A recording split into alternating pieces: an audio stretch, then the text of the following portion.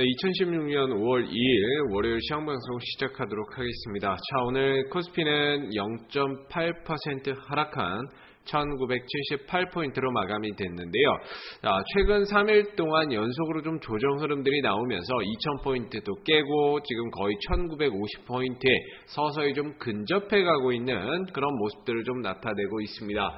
자, 오늘 수급을 보시게 되면은 수급적인 부분에서도 역시나 외국인들이 계속적으로 2000포인트 이상에서는 매도를 좀 나타내주고 있는 모습들이고요. 선물에서도 4,500억 넘게 매도를 보여주게 되면서 계속적으로 외국인들이 지금 2000에서 2050포인트 이 근처에서는 지속적으로 좀 공격적으로 매수가 들어오는 것도 아니고 오히려 선물에서는 좀 매도를 보이는 가운데 좀 빠져나가는 그런 모습들을 계속해서 좀 보여주고 있는 모습들입니다.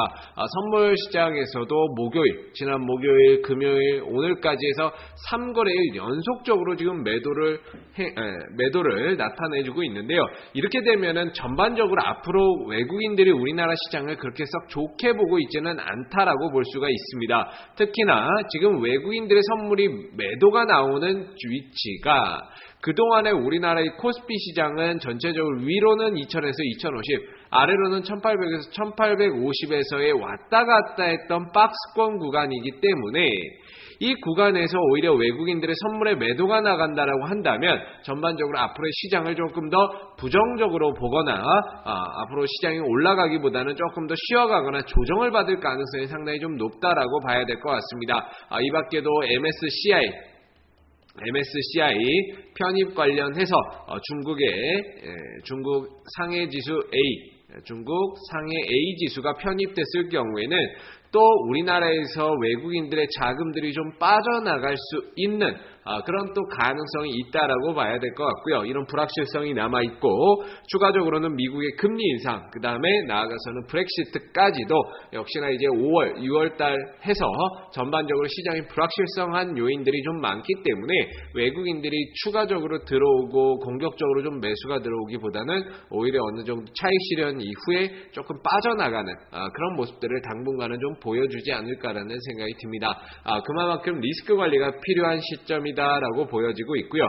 대형주들, 많이 올라온 대형주들에 대한 리스크 관리도 좀 필요할 것 같습니다. 자, 오늘 보시면은요, 업종 대부분이 다 떨어졌다라고 보시면 되는데, 특히나 제약 관련 또는 건설 또는 철강 관련 쪽에서 급격한 조정 흐름들이 좀 나타났었던 모습인데요. 증권도 마찬가지고요.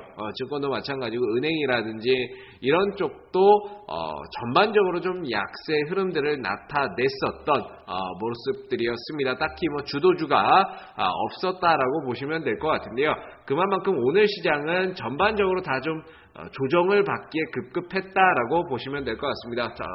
전기전자만 제외하고는 나머지들은 다 좀 약세 흐름들을 나타냈었던 모습인데 당분간은 리스크 관리에 조금 더 주력을 해서 매매를 하더라도 단기 내지 스윙 정도로 조금 짧게끔 봐야 되지 않을까라는 생각이 듭니다.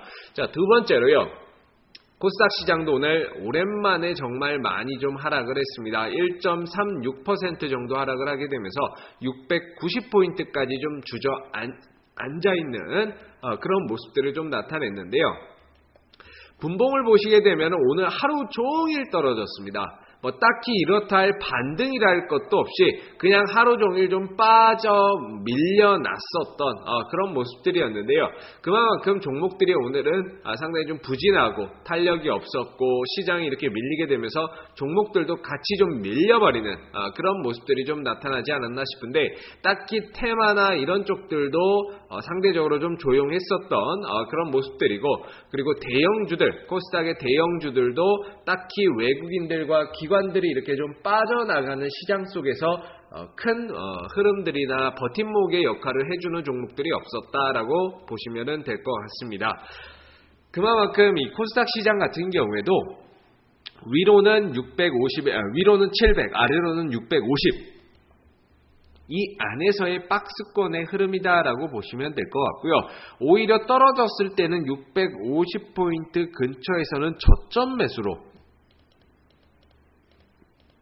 저점 매수로 활용을 좀 해볼 수 있는 그런 영역대가 아닐까라는 생각이 듭니다. 그래서 코스닥이 조금 쉬어가고 조정을 좀 받고 있지만 오늘 같은 경우에는 테마주들도 상대적으로 좀 약했던 모습이고 그나마 좀 올라간 것들을 꼽으라고 한다면은 새우글로벌 같은 신공항 관련 테마주들, 가덕도라든지 밀양, 신공항 관련 테마주들 해서 두올산업이라든지 그 다음에 영화금속이라든지 이런 6월 말에 타당성 검토를 지금 앞두고 있는 시점에서 이런 신공항 관련주들이 상대적으로 좀 강세의 흐름들을 좀 나타냈었고요. 이 밖에도 옴니 시스템, 그 다음에 바이오, 스마트 이런 종목들이 좀 강세를 보였는데 딱히 이슈가 있어서 올라갔다라고 보기보다는 그냥 좀 많이 떨어진 가운데 지금 못 올라왔었기 때문에 최근 시장이 올라올 때 못 올라왔었기 때문에 기술적인 반등을 좀 보였다라고 해석을 좀 해서 봐야 되지 않을까 싶습니다. 그만큼 지금 시장을 끌고 가는 주도주도 없고 테마주들 또한 거의 지금 소강 국면에 들어가 있기 때문에 전체적으로 종목들을 매매하더라도 낙폭과대 종목 이후에 조금 쉬어가고 아직 못 올라온 종목들 중심으로 해서 개별 대응을 좀 해봐야 되지 않을까라는 생각이 듭니다. 당분간은 코스닥 시장도 이런 외국인들, 기관들의 매도 그리고 전반적인 시장의 하락 영향 속에서 조금 벗어나기는 힘들지 않을까라는 생각이 드는데요. 그래서 지금 코스닥 시장 또한 단기적인 매매 전략으로 해서 짧게 좀 매도하는 그런 전략으로 활용을 좀 해보셔야 되지 않을까 싶고요. 만약에 떨어지고 조정이 나온다라고 했을 때에는요. 회사가 괜찮고 성장성이 있고 그 다음에 여기다 실적까지 좀 뒷받쳐주는 그런 종목들은 조정이 나왔을 때는 충분히 저점에 대한 매수 기회가 될 수 있다는 점도 꼭 기억을 하고 보시면 될 것 같습니다. 최근에 좀 많이 올랐던 전기차들도 조금 조정이 나와주고 있고 그 다음에 OLED 관련 주들도 오늘 좀 조정이 나왔는데 조정이 나왔을 때는 오히려 더 좋은 매수 기회가 좀 될 수 있다라는 부분들이기 때문에요. 전기차라든지 OLED라든지 이런 회사들 같은 경우에는 떨어졌을 때는 오히려 더 좋은 저점 매수의 기회로 활용을 해봐야 되는 그런 기회의 장으로 작용할 수 있다라는 부분들도 참고해서 보시면 될 것 같습니다. 오히려 떨어졌을 때는요 그런 기업들은 저점 매수에 들어간다면 나중에 또 시장이 정상화되고 회복됐을 때는 충분히 상승해주고 탄력을 보여줄 수 있기 때문에 조정을 기회로 삼아서 좋은 기업들을 좀 저가에 잡아가는 그런 투자 전략도 한 번은 생각을 해봐야 되지 않을까라는 생각이 듭니다. 자, 오늘 2016년 5월 2일 시황방송은 여기서 마무리하도록 하고요. 내일 시황방송에서 다시 찾아뵙도록 하겠습니다. 수고 많으셨습니다.